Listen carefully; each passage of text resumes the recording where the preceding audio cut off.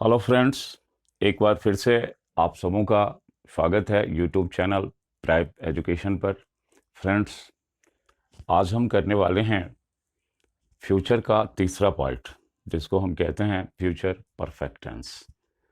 Future perfect tense यानी कि नाम से दिख रहा होगा आपको कि ये टेंस ये बताता है कि फ्यूचर में काम हो चुका होगा।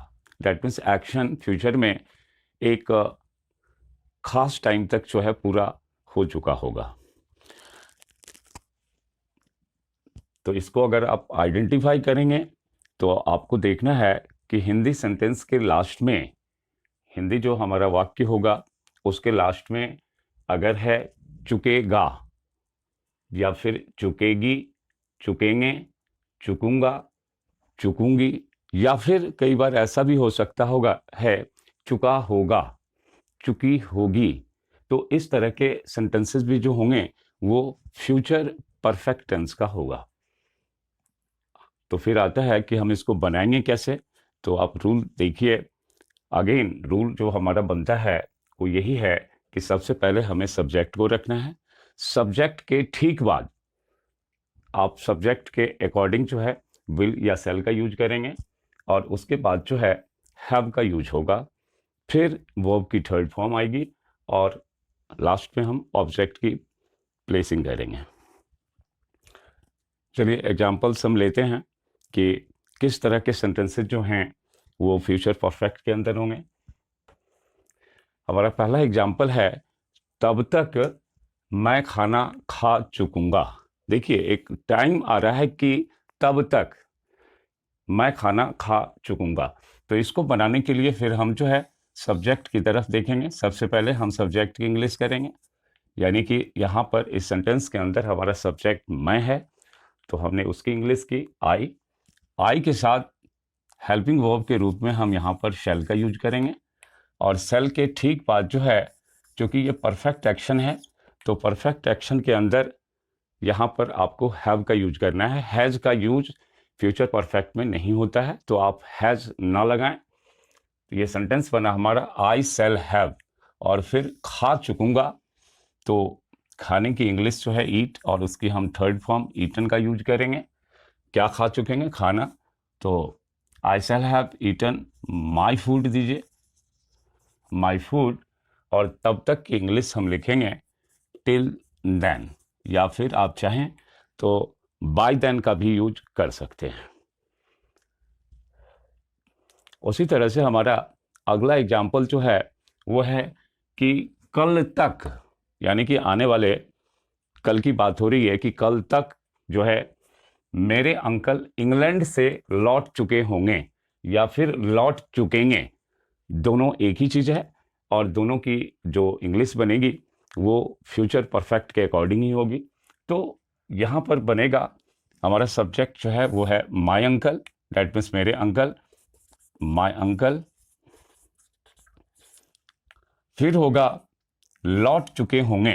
तो देखिए, my uncle third person singular number का सब्जेक्ट है, हम विल का यूज करेंगे। माय अंकल विल हैव, क्या लौट चुके होंगे, तो आप रिटर्न का यूज कीजिए। रिटर्न की थर्ड फॉर्म होगी return, that means my uncle will have return. कहाँ से लौट चुके होंगे? इंग्लैंड से, तो आप लिखिए फ्रॉम इंग्लैंड। फिर आता है कल तक, तो कल तक की इंग्लिश हम ले लेंगे टिल टुमारो।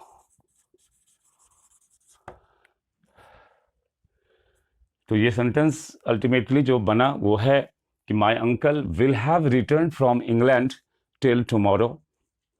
ठीक उसी तरह से नेक्स्ट एग्जांपल जो है वो है कि अगले महीने तक बारिश हो चुकेगी। तो इसको हम लिखेंगे बारिश होना नेचुरल हैपनिंग है, इसके लिए फिर हम इट से सेंटेंस को स्टार्ट करेंगे। वो ये बनेगा, it will have rained, it will have rained, that means बारिश हो चुकी होगी। कब तक? अगले महीने तक। तो आप बाय नेक्स्ट मंथ, या फिर टिल नेक्स्ट मंथ का यूज करेंगे। नेक्स्ट एग्जाम्पल है फ्रेंड्स हमारा कि इस समय तक वह इस पुस्तक को समाप्त कर चुका होगा, या फिर इसके अंदर चुका होगा की जगह अगर ऐसा होता कि इस समय तक वह इस पुस्तक को समाप्त कर चुकेगा, तो दोनों ही सेंटेंस जो होगा वो फिर फ्यूचर परफेक्ट का ही होगा। तो चलिए इसको हम बनाएंगे कैसे वो देखते हैं। तो सबसे पहले हमारा जो सब्जेक्ट है वो इस सेंटेंस के अंदर वह है, तो हम वह की इंग्लिश करेंगे। तो डैट मीन्स ही के साथ will, again have, he will have finished, समाप्त करना, इसकी इंग्लिश होगी finished. He will have finished, क्या समाप्त कर चुकेंगे, तो डैट मीन्स इस पुस्तक को, तो इसकी इंग्लिश लिखिए दिस बुक। कब तक, इस समय तक, तो इस समय तक की इंग्लिश होगी बाय नाउ, या फिर आप चाहें तो टिल नाउ का यूज कर सकते हैं। तो हमारा सेंटेंस बना he will have finished this book by now.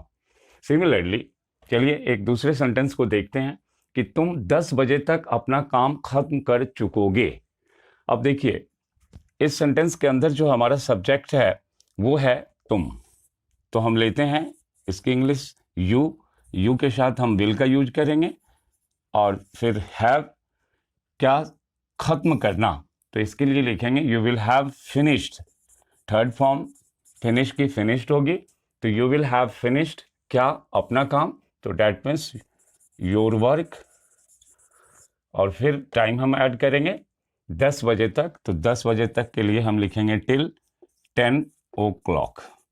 यहाँ पर दिया नहीं गया है कि ये 10 बजे जो है वो सुबह का है या फिर रात का है, तो यहाँ पर ना तो आप AM या PM ना लिखें, यहाँ पर आप डायरेक्टली ओ क्लॉक का यूज करें।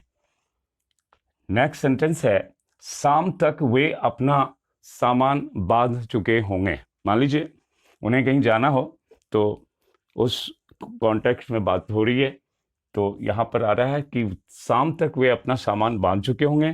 तो सबसे पहले हम सब्जेक्ट वे की इंग्लिश करेंगे, तो दे के साथ हम विल का यूज करेंगे, और फिर हैव आएगा, दे विल हैव, क्या कर चुके होंगे, बांध चुके होंगे, क्या, सामान, तो इसकी जो इंग्लिश होगी वो पैक से हम बनाएंगे, तो दे will have packed, third form of pack is packed, तो दे विल हैव पैक्ड, क्या, अपना सामान, तो इसके लिए हम देंगे देयर लगेज,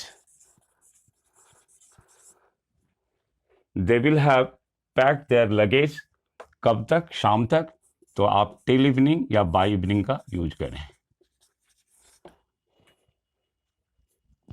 तो सेंटेंस बना they will have packed their luggage till evening. तो इसी तरह के सेंटेंसेस का आप प्रैक्टिस कर सकते हैं, जिससे कि आप फ्यूचर परफेक्ट को और आसानी से समझ सकते हैं। तो दोस्तों अगर ये वीडियो आपको पसंद आया हो तो आप इसे लाइक करें, शेयर करें, सब्सक्राइब करें, एंड थैंक यू।